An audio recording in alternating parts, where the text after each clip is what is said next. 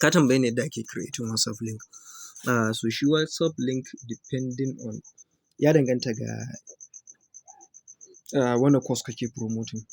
Gaskiya ya danganta ga me kake promoting. Yanzu bari mu shiga WhatsApp link, bari ma in rubuta kawai wa link. Zan shiga, idan na shiga wa link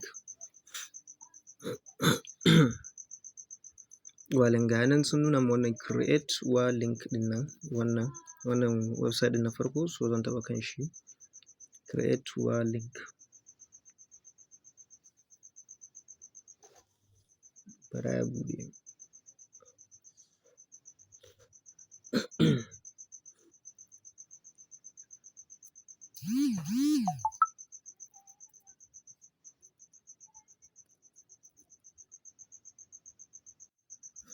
So yanzu kamar da ya buɗe nan misali zan zo nan ƙasa duka gaba ɗaya.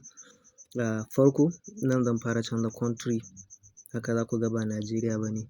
So zan fara taɓawa in sauya shi daga wannan country ɗin da ke kai, sai in lalubo Najeriya ga ta nan.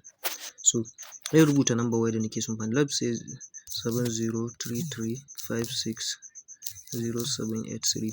Let's say this is my number. A nan inda aka sanya custom message ɗin nan, a nan inda aka sanya custom message ɗin nan, a nan za ka sanya abin da kake so ka sanya a matsayin, ko kuma ya appearing a matsayin WhatsApp link naka.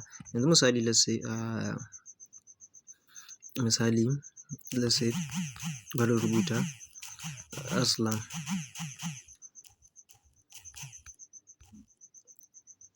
Adam, na zo daga, ko kuma in ce na ga advert naka a Facebook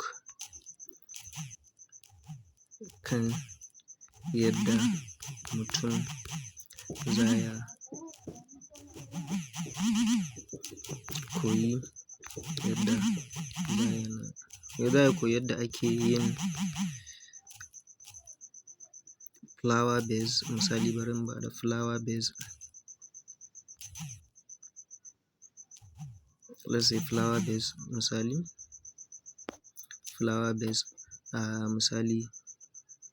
spoon, fork da sauransu.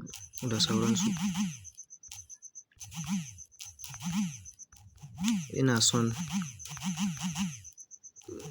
son sanin yadda zan koya, ina son sanin yadda ake yin su da yadda ake register domin a koya.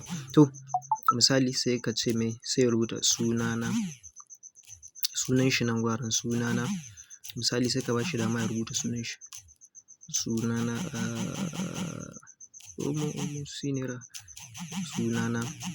so kaga anan zai rubuta ma sunan shi, sai ka taɓa generate link ɗin nan. So kana taɓa generate link, shikenan an ma create link. Sai ka zo nan inda aka rubuta copy, sai kai copy. Shikenan successfully ka yi creating WhatsApp link. So kowane course, abinda course ɗin ya ƙunsa ko kuma yake magana akai, shi zai determining ya za a yi ka creating wa link naka. Wannan shi ne insha Allah.